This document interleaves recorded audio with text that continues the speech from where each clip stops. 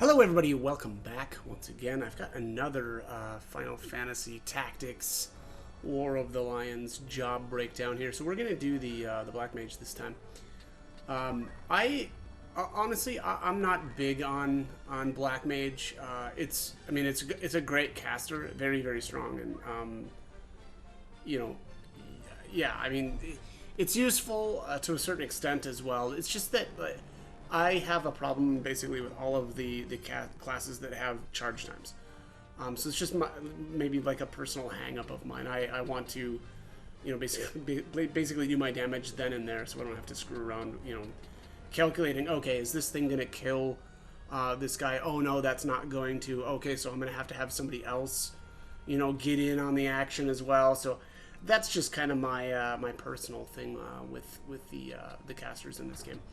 But that said, if you notice here, fire here is the basically the same speed and MP cost as the basic cure spell, and then I don't know if Fire Raja is basically the same thing as Cure Raja. I think it is as far as casting or MP and speed goes.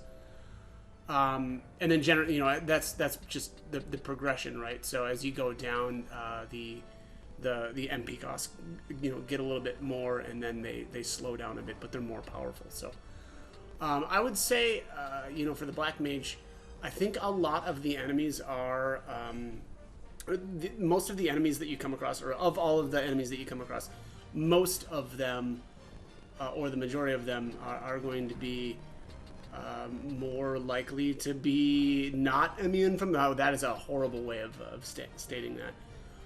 I would learn these first because you're going to have you're going to do more damage and not run into as many issues with the thunder line of spells. Like there's a bunch of bombs, right? We'll come across the bomb enemies in this game, and they'll absorb fire. So that the fire spells won't do you any good there. So like if you are if you don't have a whole lot of JP, I would at least learn the thunder spells. And then there's the Blizzard line as well. Poison here is a pretty good ability, especially for taking out like monsters that have a ton of health.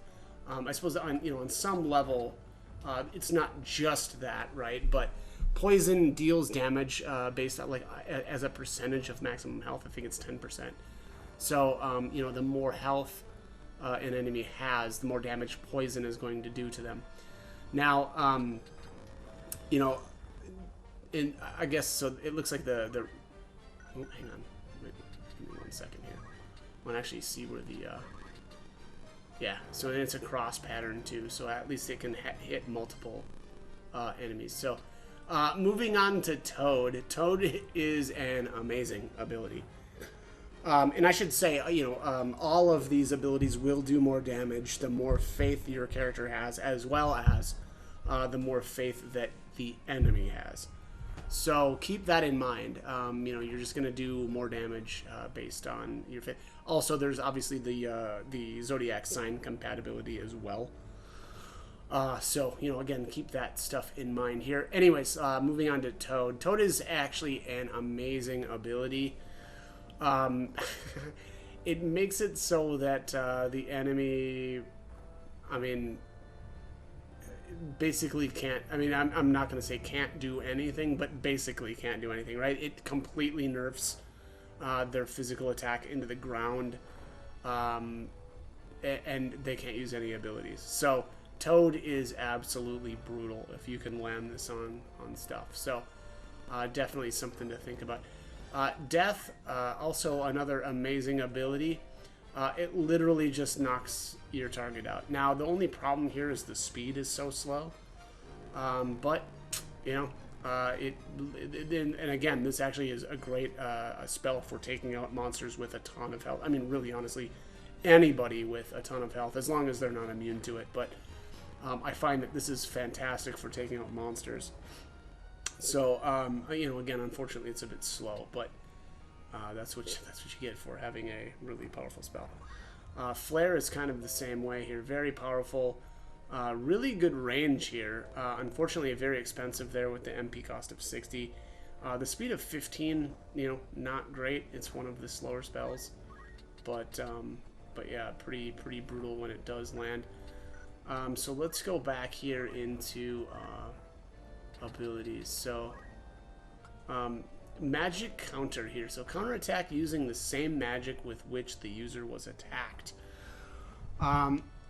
So I believe, I don't know if you have to have that magic learned. Probably will. Let me see here. Okay, so magic counter works on a wide variety of magic, even elemental guns. That's interesting. I didn't know that. The reaching unit needs to not have the spell masters to send it back. Yeah, so this works a lot like, what was that other ability?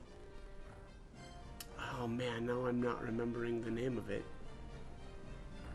Hopefully it'll come to me. Yeah, auto potion. No. Gosh, no, that's not it. What was that? I'll think about it. It includes spells not normally available to player characters, such as the Reaver's Bio line or the Ultimate Demon's Unholy Darkness. So this is actually pretty amazing. I don't think I ever actually knew that. And it triggers based off of your bravery. Also pretty nuts, because it's pretty easy to get high, bravery percentages. But the reaching unit must have the available MP for the counter. And the MP is consumed. So, it can... I mean, this is actually, honestly, a pretty cool counter ability. Actually, now that I'm seeing this, I kind of wish that I would have probably used this a little bit more often in certain fights. The battle in front of I want to say Lionel Castle. Don't quote me on that though. I probably have it wrong. But the one where you fight Celia and Letty, and they've got all of the Reaver enemies in that battle. This probably would have been a pretty good counter ability to have. Friendly fire though, unfortunately, is also possible. And you can magic counter yourself, right? So you can actually hit yourself, if the enemy is too close to you. So, kind of interesting. But yeah, it's funny now that I'm looking at this. I think it would have been interesting to try this out a little bit more. That's unfortunate. It's really wild though that it works on elemental guns even. That really is kind of that's really kind of interesting. Alright, so anyways, let's move on here. Yeah, very cool ability. Arcane Strength here, inflict greater damage with magical attacks. I mean, that should be kind of a no-brainer, right? This is just going to do more damage if you're, messing around on one of these caster classes. And this is actually, honestly, great for all of the casters, right? So, a very, very good passive ability to have if you're going to be slinging a lot of spells. No movement type abilities for the Black Mage. So let's go back out here and we'll take a look at equipment. It's really honestly not going to be too fancy, but mostly just stabs here, or sorry, scepters. So this one is the equivalent of I think the Dreamwaker, right? Yeah, attack 5, block 15, magic plus 4. Oh, this has got a little bit of a better block, I guess, on it, but very similar to the best, White Mage staff. And then here, the Stardust Rod, again, very similar to the Nirvana there. The only difference, though, is it's got the spell effect of gravity on it. And then the attack, plus 3. So same with the Nirvana on that, though. Other than that, honestly, I've never been, real wild about the scepters in this game. Or the rods, I guess I should say. This one is kind of interesting. Equip, the Faith spell is triggered. I don't know what percentage of the time that activates, but Faith will send your Faith through the roof, right? And thus you will be able to do a lot more damage to your enemy with that thing. So that's kind of interesting. Dragon Rod's pretty lame, honestly. I think that's pretty much it for the noteworthy scepters or rods, I guess I should say. I don't know that those terms are interchangeable, but as far as helmets, basically the same thing as the white mage, right? They can use hats, and I guess, you know, since my unit here is a female, it is able to equip the hairpin type items. And then, again, same thing as the white mage here. They can use the light armor as well as the robes. Just, you know, they can't use the heavy armor. So that is it for the black mage. That's my take. The other thing I guess I will say, though, is that if you want to get yourself a Dark Knight, you have to learn all of the abilities in the black mage tree. Same as the knight.